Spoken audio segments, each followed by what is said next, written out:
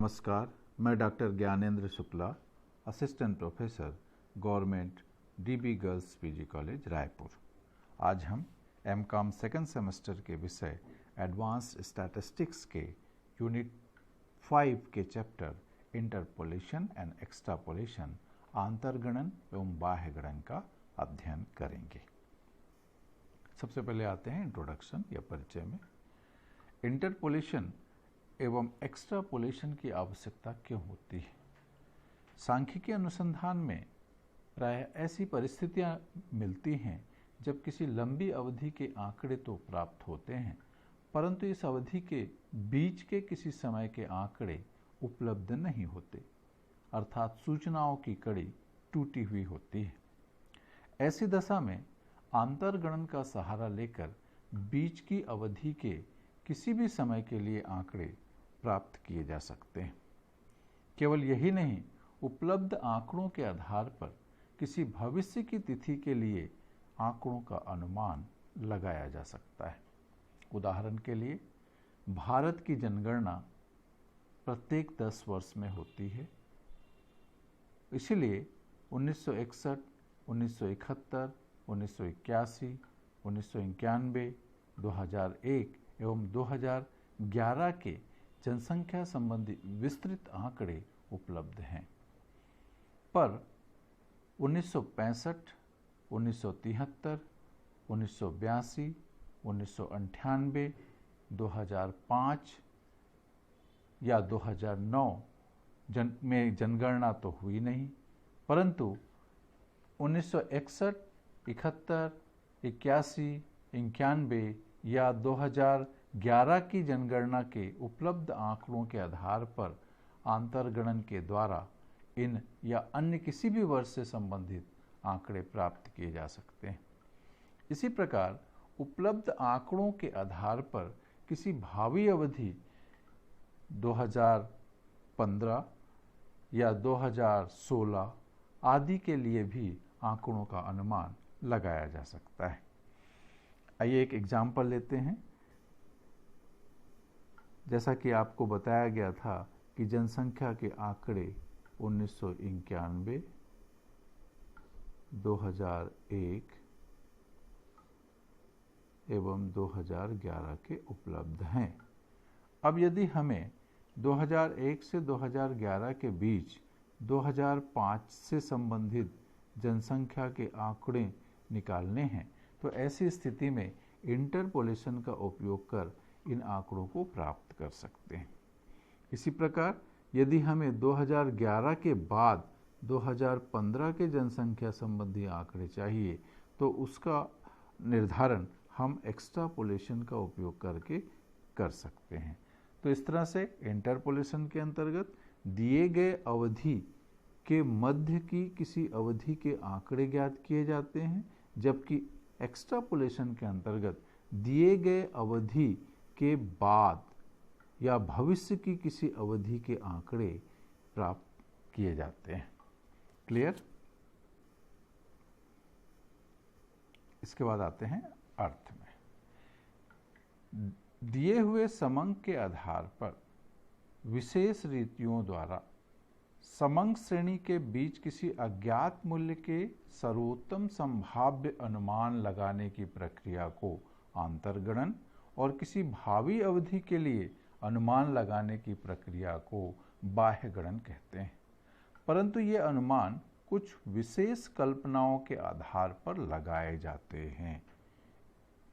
आंतरगणन एवं बाह्यगणन का ये जो अर्थ दिया गया है, इसकी कुछ प्रमुख बातें हैं, जैसा कि इसमें बताया गया है, दिए हुए समंक के आधार पर विशेष रीतियों द्वारा समंक श्रेणी के बीच किसी अज्ञात मूल्य के सर्वोत्तम संभाव्य अनुमान लगाने की प्रक्रिया को आंतरगणन कहते हैं। अर्थात कुछ समंक पहले से दिए हुए होंगे जिनको आधार बनाना है, कुछ विशेष रीतियां होंगी जिसके द्वारा समंक श्रेणी के बीच के किसी अज्ञात मूल्य के सर्वोत्तम संभाव्य अनुमान लगाने की प्रक्रिया को आंतरगणन कहते हैं और किसी भावी अवधि के लिए अनुमान लगाने की प्रक्रिया को बाह्य गणन कहते हैं।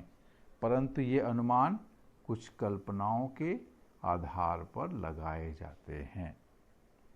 इसलिए हम यह कह सकते हैं कि आंतरगणन एवं बाह्य गणन का अर्थ कुछ कल्पनाओं या मान्यताओं के आधार पर अधिकतम संभाव्य अनुमान प्राप्त करना है। नेक्स्ट में हम आते हैं आंतरगणन की मान्यताएं। इसकी दो मान्यताएं हैं। पहली मान्यता है एक समय से दूसरे समय के मध्य आकस्मिक उतार चढ़ाव नहीं है, अर्थात समंक की जो प्रवृत्ति है वो निरंतरता लिए हुए है। फिर से एक बार हम जनगणना संबंधी उदाहरण लेते हैं। भारतवर्ष की जनसंख्या के समंक जो हमें 41 से लेकर 2011 तक ज्ञात हैं और इसकी सहायता से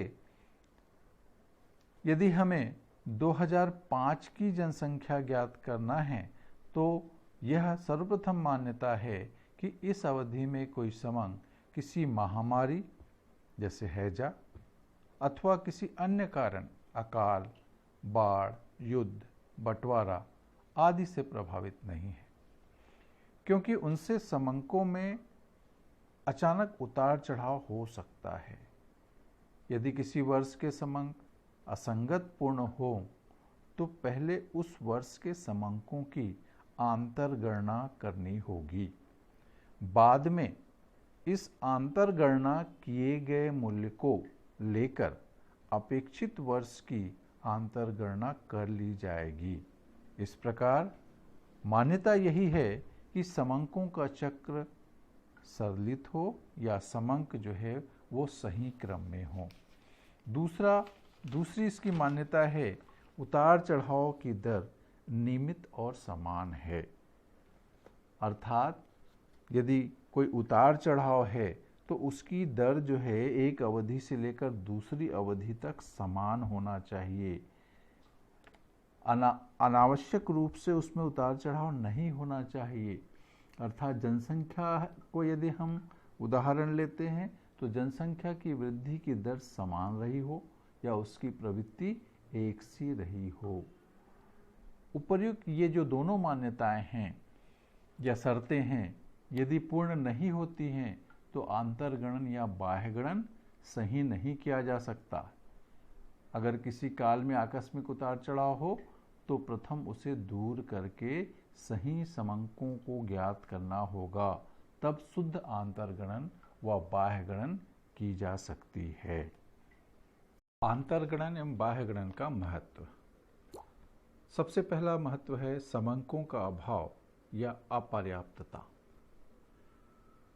कभी कभी पूर्व के समंक या तो मिलते ही नहीं और यदि मिलते हैं तो इतने अपर्याप्त होते हैं कि उनकी सहायता से किसी निश्चित या विश्वसनीय परिणाम पर नहीं पहुंचा जा सकता। ऐसी दशा में आंतरगणन या बाह्य गणन अनिवार्य हो जाता है।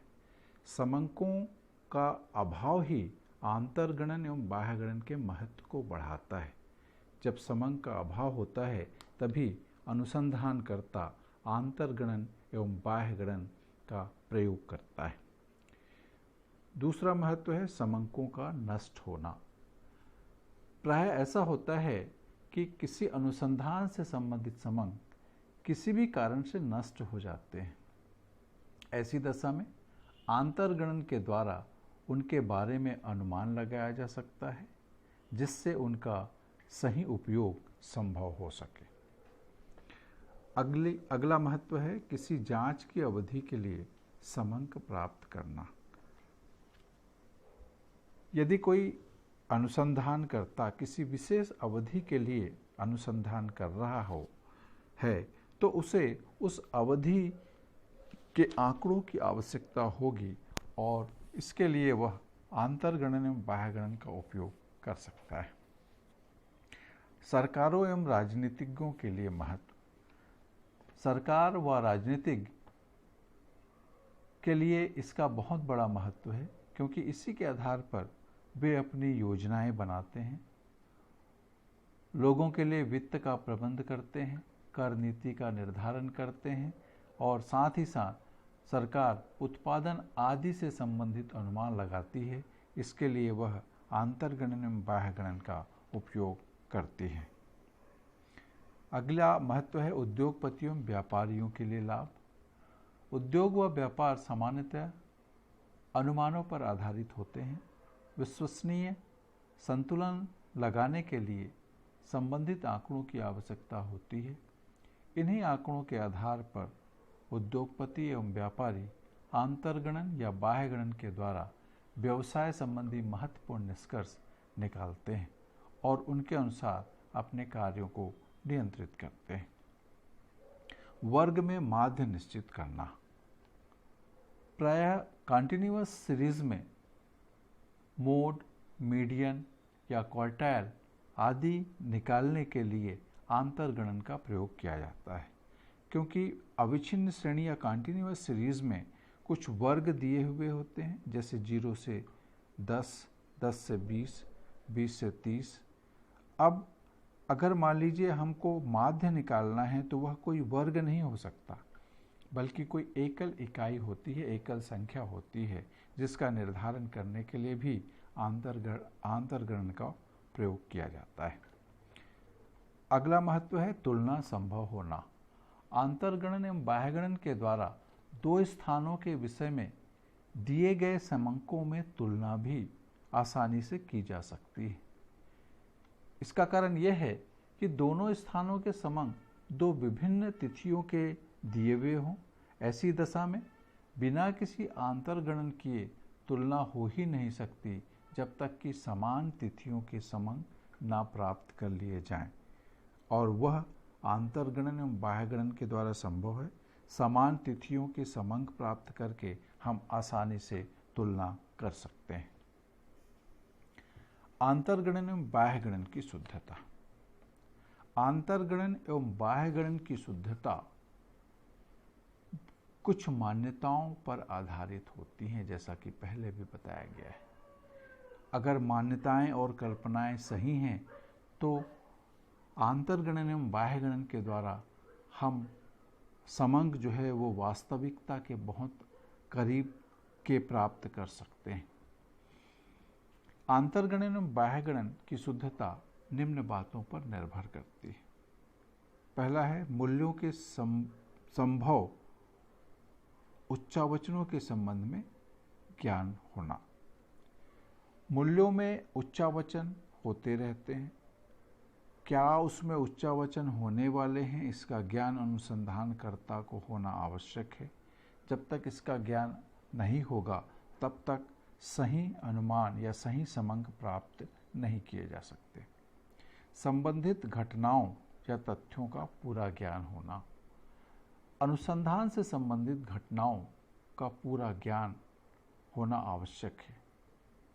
यदि पूरा ज्ञान नहीं है तो हम जो भी समंक प्राप्त करेंगे वो शुद्धता के निकट नहीं हो सकता। उदाहरण के लिए, यदि हम 1947 में भारत की जनगणना का आंतरगणन करते हैं तो उस समय देश की जो परिस्थितियां थी उसको ध्यान में रखना होगा, जैसे शरणार्थियों का भारी संख्या में आना जाना, सांप्रदायिक दंगे। ये विभिन्न कारण हैं जो उस समय के आंकड़ों को प्रभावित कर सकते हैं और सही आंकड़े हमें प्राप्त नहीं हो सकते हैं। तीसरा है आंतरगणन और बाह्यगणन की उचित रीति का चुनाव। आंतरगणन और बाह्यगणन की कुछ रीतियां हैं। ये रीतियां अलग अलग परिस्थितियों में लागू होती हैं, तो कौन सी परिस्थिति में कौन सी रीतियां लागू होंगी इसका चुनाव करना आवश्यक हो जाता है, और सही रीति का उपयोग करके ही हम सही समंक का अनुमान लगा सकते हैं। आज के लेक्चर में इतना ही। इसके आगे हम आंतरगणन एवं बाह्यगणन निकालने के विभिन्न विधियों का अध्ययन करेंगे नेक्स्ट लेक्चर में। Thank you.